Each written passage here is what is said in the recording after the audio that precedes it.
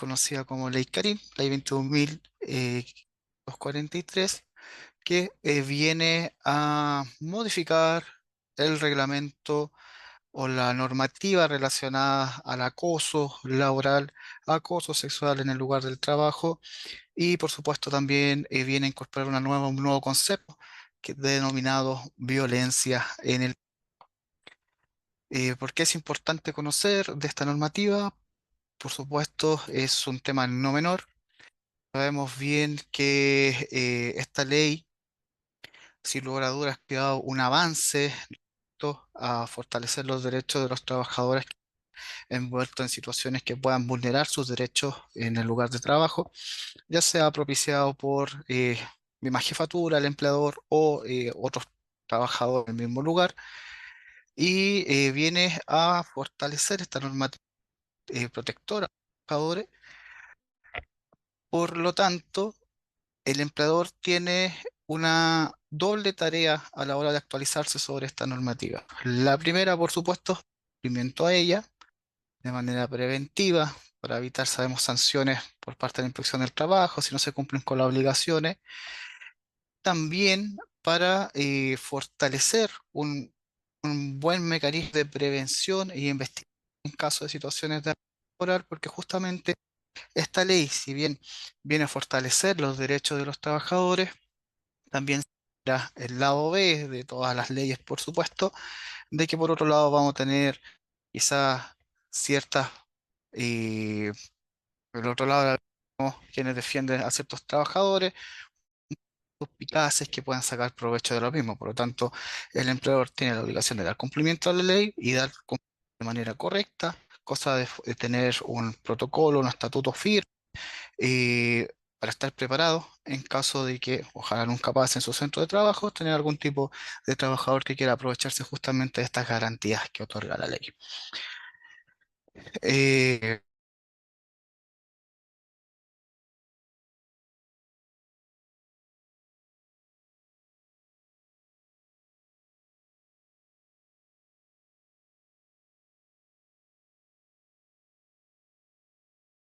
Esto es el respeto a los trabajadores y sus derechos.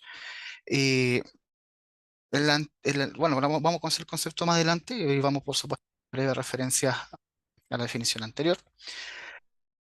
Eh, Presenta también un nuevo concepto, una figura, lo que se llama violencia en el trabajo, que también lo vamos a conocer.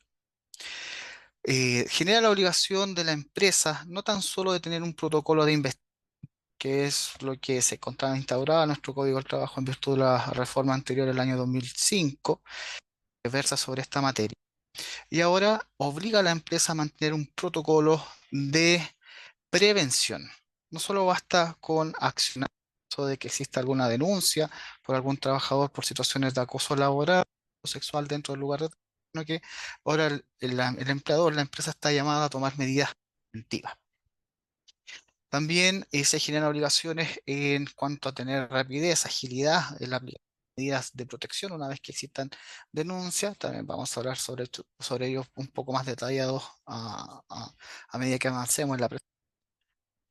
Y es importante saber que esta normativa se aplica de igual manera tanto para el sector público como privado y también para las Fuerzas Armadas. Punto importantísimo, esta ley, si bien fue publicada a principios de este año, a mediados de enero, si no mal recuerdo, entra en vigencia en agosto de este año, el primero del año 2024. Hay tiempo para informarse, hay tiempo para tomar las medidas dentro de su empresa. Por supuesto, evitar todo lo inconveniente que significa no darse a la laboral. En cuanto a las acciones, como lo anticipamos, existe una nueva definición de acoso laboral.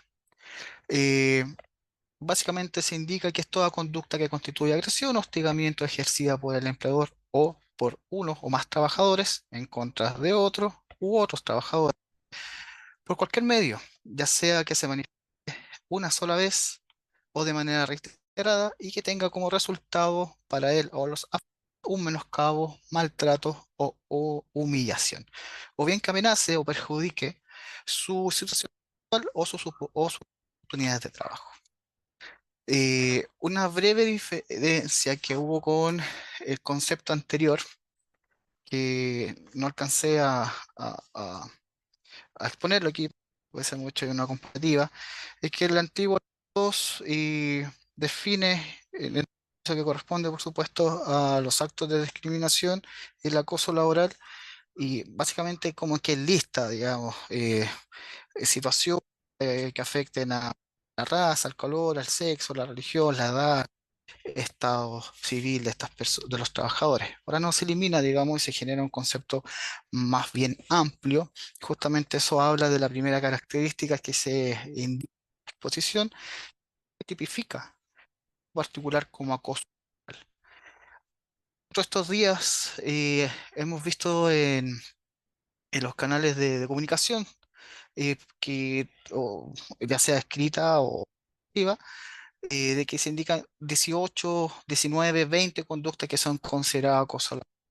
La verdad que las conductas que pueden ser consideradas como acoso laboral son más bien bonitas. Se van a ir, por supuesto, generando a medida de que se vayan dando gestiones nuevas o la misma situación del avance de la tecnología. Como sabemos que también puede ser utilizado para estas conductas de acoso laboral. Por lo tanto, no nos quedemos con esa idea de que existen 18, 20 situaciones que pueden considerarse como acoso laboral. Sí, por supuesto, es bueno tenerla presente para poder detectarlo, justamente por el carácter preventivo de la ley y que obliga al empleador a tomar acción para prevenir estos tipos de situaciones, pero no nos encerremos que solamente existen esas conductas. Por lo tanto, no es una situación tipificada del acoso laboral. Cuanto al titular, a quien ejerce, digamos, la acción de acoso laboral, en la puedo hablar de clasificación en el acoso laboral horizontal, entre trabajadores, descendiente, que se puede dar desde un superior jerárquico a un inferior jerárquico dentro de la empresa, ascendiente, también se da de un inferior jerárquico, un ascendiente, una jefatura, un hostigamiento, y que también se puede dar en algunas ocasiones. Existe también el acoso laboral, conocido también ambiental, de que por el ambiente que se genera, y no solo por conducta directa con un trabajador, puede significar un menoscabo a las garantías fundamentales del trabajador y, por supuesto, menoscabo a su integridad psíquica, sobre todo, que es lo que viene a prevenir el acoso laboral. Dentro de las novedades o cambios drásticos que presenta la ley, es que anteriormente el acoso laboral requería de cierta reiteración. Un solo hecho aislado no era un acoso laboral y muchas veces se discutía en tribunales eso. Si se denuncia por acoso laboral, ocurrió una sola vez, se denunció, hubo reiteración en el tiempo, generalmente cuando no va a reiteración o prueba que lo acreditara, el acoso laboral no se podría acreditar en la instancia judicial. Ahora eso cambió. Hasta con un solo hecho vulneratorio para configurar el acoso laboral. Por supuesto, ese hecho debe estar respaldado y eh, justificado, digamos. Para eso existen medios de prueba y tiene que ver también con el proceso de investigación que está llamado a realizar el empleador. Por último, debe existir una afectación, un menoscabo, un maltrato, una humillación que afecta a la actual situación laboral o a su persona, digamos, por supuesto, en su integridad física o psíquica principalmente, o que afecte a la situación laboral del trabajador o, o bien a sus oportunidades de trabajo. También la ley define lo que es el acoso. Básicamente son eh, aquellas conductas que, por supuesto, realizadas de forma indebida por cualquier medio, y eso es importante destacar. También ahí se pueden generar la intervención de las tecnologías que por supuesto también se prestan para estas situaciones, que tengan relación con carácter de requerimientos de carácter sexual, por supuesto no consentidos por quienes los reciben, y que amenacen o perjudiquen su situación laboral o su oportunidad de empleo.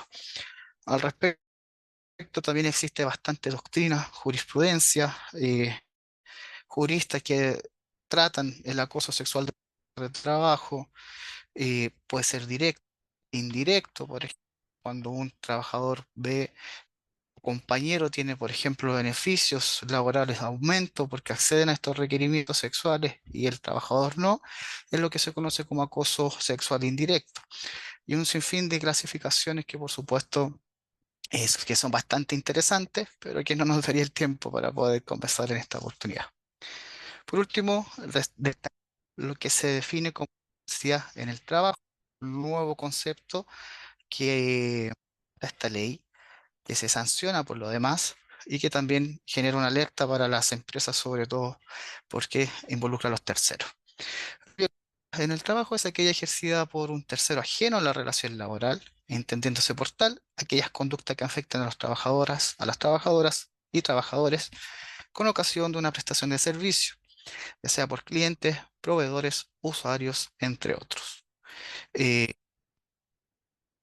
Se entiende el espíritu de la ley porque se regula esta situación como voluntaria, pero también es un llamado de alerta a las empresas, por supuesto, y ahí está el motivo de por qué tener un buen plan de prevención de situaciones de acoso laboral, sexual y violencia en el trabajo, porque claro, ante la decisión de un tercero, de un cliente enojado por cualquier motivo que pueda afectar la integridad física o psíquica de los trabajadores, eh, el- la empresa no lo puede evitar, digamos, son acciones de terceros, pero la ley responsabiliza al empleador siempre y cuando no aplique un buen protocolo de prevención y también un protocolo de acción, que ante eso, ¿qué se hizo? Si por supuesto el empleador no hace nada, se entiende de cajón de que sí existe responsabilidad de la empresa en, o sea, o en prevenir esta situación, o bien en irla, en tratar de manejar la situación de riesgo. Ese es. Sobre el protocolo de prevención, en cuanto a características principales, la ley lo detalla de manera extensa y también hace un llamado a instituciones públicas para que también lo regulen y entreguen propuestas de protocolos que muchas veces, mucho de eso estamos esperando también. Algunas instituciones han adelantado, como por ejemplo la H, la Mutual, por supuesto, van un paso más adelante con la prevención, no tan solo de accidentes del trabajo, sino que también en este caso de acosos laborales, que también se podría generar una enfermedad profesional a raíz de un acoso laboral constante en el tiempo. Entre estas características que debe contener el protocolo, el empleador está obligado a identificar los peligros, los riesgos y evaluarlos. Evaluarlos también, riesgos de carácter psicológico como de carácter, bueno, principalmente psicológico, considerado como actos de violencia, tanto acoso laboral, acoso sexual, como violencia en el trabajo. Parecido a lo de prevención de accidentes laborales. Sobre ello, aplicar medidas para prevenir dichos riesgos, capacitar a sus trabajadores, por supuesto, hace un llamado expreso a la ley de capacitación a las jefaturas, por supuesto, eh, habilidades blandas, trato de buena mente laboral, etcétera. En ese sentido existen un montón de cursos y capacitaciones. El empleador tiene la obligación de implementar un canal de denuncias, eh, ya sea escrita, pero aún así tampoco se dejan de lado las denuncias verbales, que en caso de existir, el empleador tiene la obligación de levantar un acta de dicha denuncia.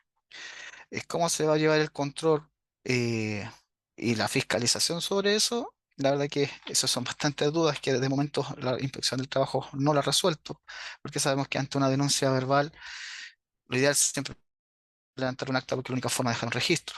En su omisión, tiran otros medios de prueba si esto se judicializa para poder acreditar la existencia de esa denuncia o no.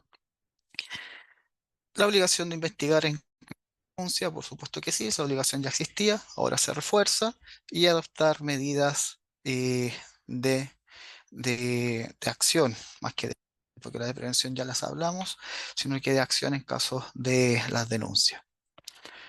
Por otro lado, tenemos eh, las obligaciones o las características que tienen que ver con la investigación propiamente tal.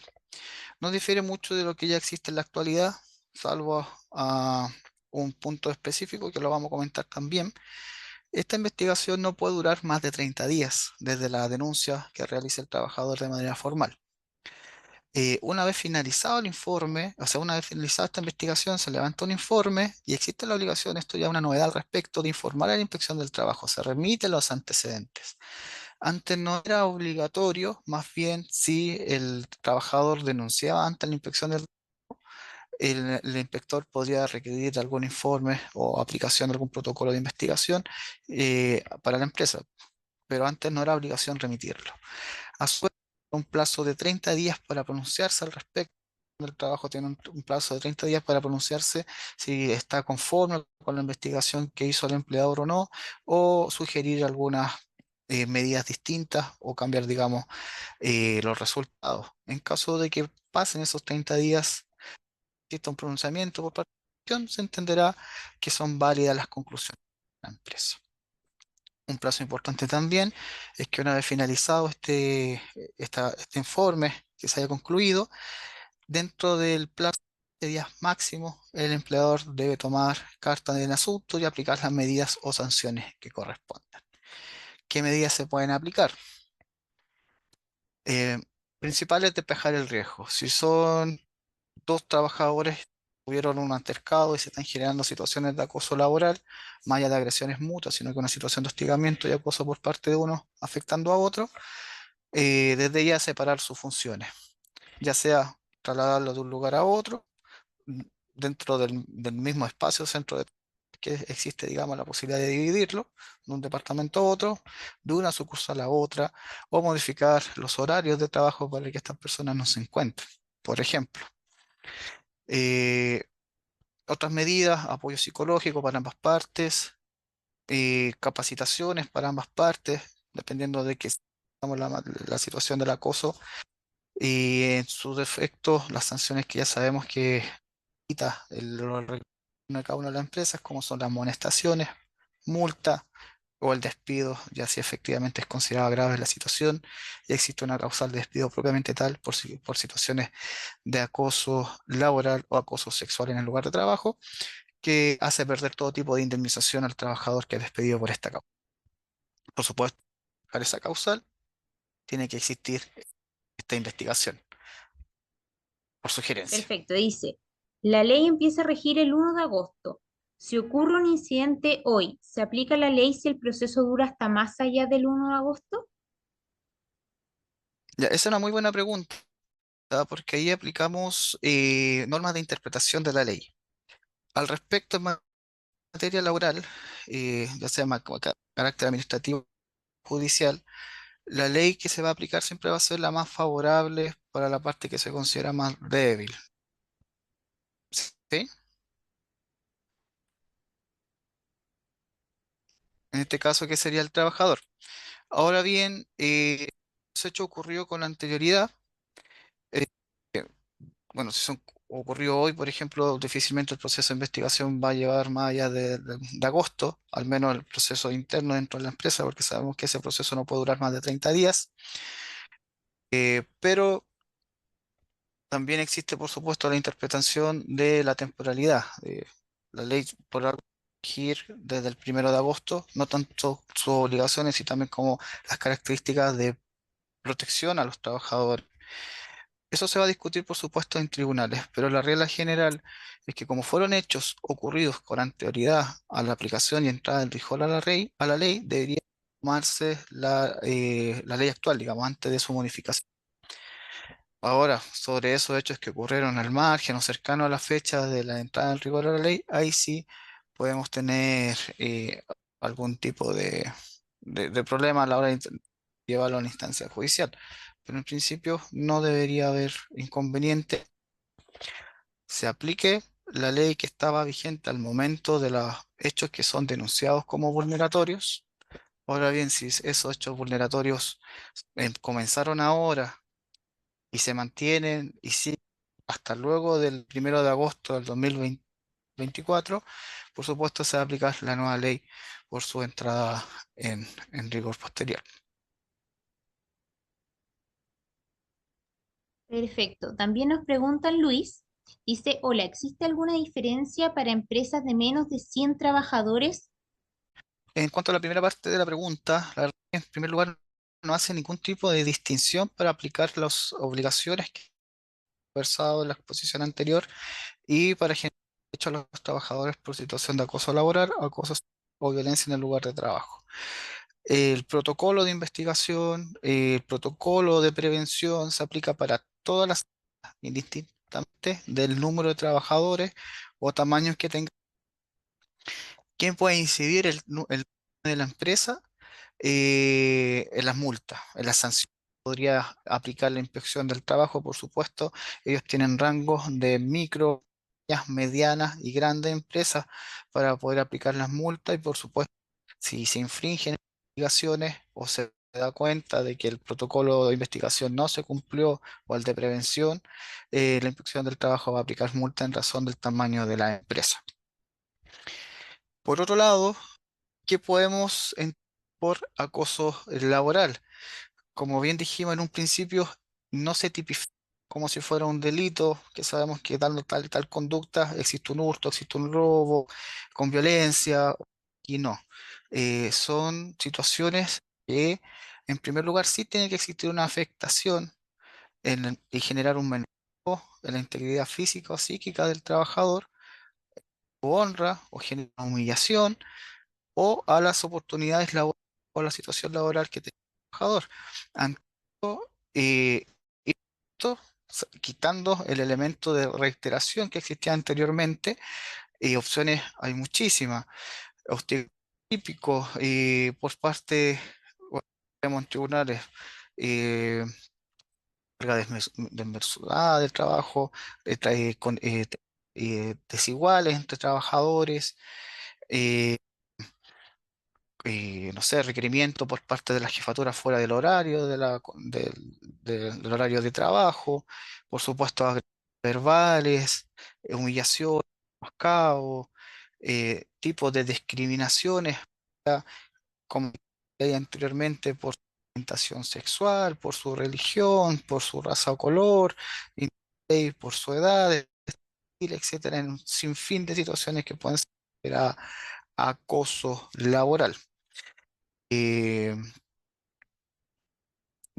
por eso también la distinción y la clasificación y los tipos de acoso laboral que dar entre pares, entre trabajadores, de manera colectiva, un grupo de trabajadores con otro particular o entre trabajadores también.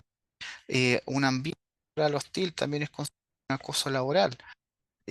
O acoso sexual. Por ejemplo, el ejemplo más típico que se da en las universidades, estamos en una obra de construcción de- se- por, por, por tradición, digamos, son buenos para tirar piropos y justo llega una trabajadora mujer afectada, aunque no piropos a ella como trabajadora, sino que a otras mujeres, típico caso de que pasa por enfrente de una construcción y le tiran piropos, esa trabajadora puede sentirse agredida también sexualmente por lo mismo o laboralmente, digamos. Y además incrementamos el rango de situaciones que pueden considerar vulneratorios para el trabajador cuando conocemos recientemente el concepto de violencia en el trabajo y ahí ingresamos como factor de riesgo o factor de vulneración o como ente gestor de alguna vulneración a terceros, es proveedores, usuarios de los servicios que afecten a los trabajadores.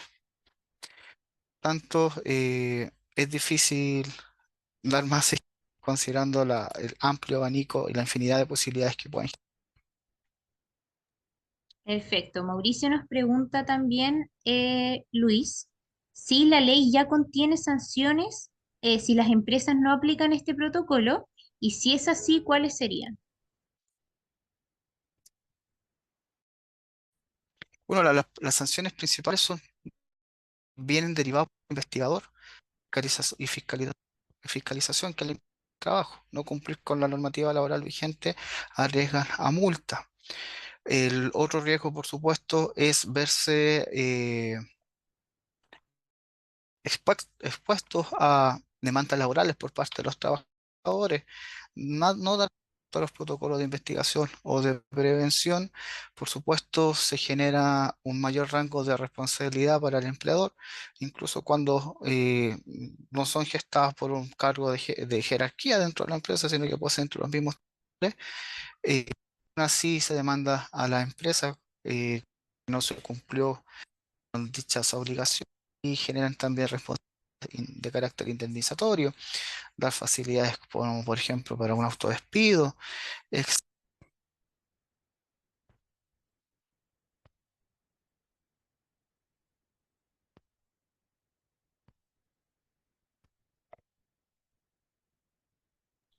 Perfecto. María también nos pregunta, ¿qué medios se consideran válidos para acreditar la falta a la ley? Medios, ya. Ahí en materia probatoria, si vamos un poquito a hablar ante los tribunales de justicia, la verdad que, bueno, hay que distinguir. Está el proceso administrativo ante la inspección del trabajo. Y la verdad que ahí está un poco más limitado y puede determinar ciertas cuestiones, la misma ley lo faculta. Básicamente solicitan exhibiciones de documentos, puede tomar ciertas acciones, realizar un pequeño proceso de investigación o de fiscalización y en virtud de esos antecedentes, sean materiales o verbales, tomar una decisión. Por otro lado, en materia judicial, en los tribunales de justicia laborales propiamente tal, existe una libertad de prueba y también el juez prueba en virtud de lo que se denomina como la sana crítica. No tiene una red que puedes probar. Y por eso también vemos que jueces fallan de maneras muy distintas en casos similares o casos iguales. ¿Qué, qué se puede considerar en un tribunal? Que muchos empleadores también creen que de mala manera que no corresponde, por ejemplo, las grabaciones del trabajo, aunque es privado, la mayoría de los jueces y también los tribunales superiores de justicia, de que si versan sobre cuestiones laborales, sobre todo por el objeto del juicio, del procedimiento, que en este caso sería un acoso laboral, la prueba es totalmente ilícita, es lícita, a pesar de que no exista una autorización de la empresa de grabar dentro del lugar de la empresa, ya sea grabaciones audiovisuales o solamente imágenes, se acepta. Conversaciones por WhatsApp, correo electrónico u otro medio de comunicación, ya sea por plataformas digitales, están considerados como un hecho para poder, para poder acreditar un hecho de vulneración de derechos o de acoso laboral.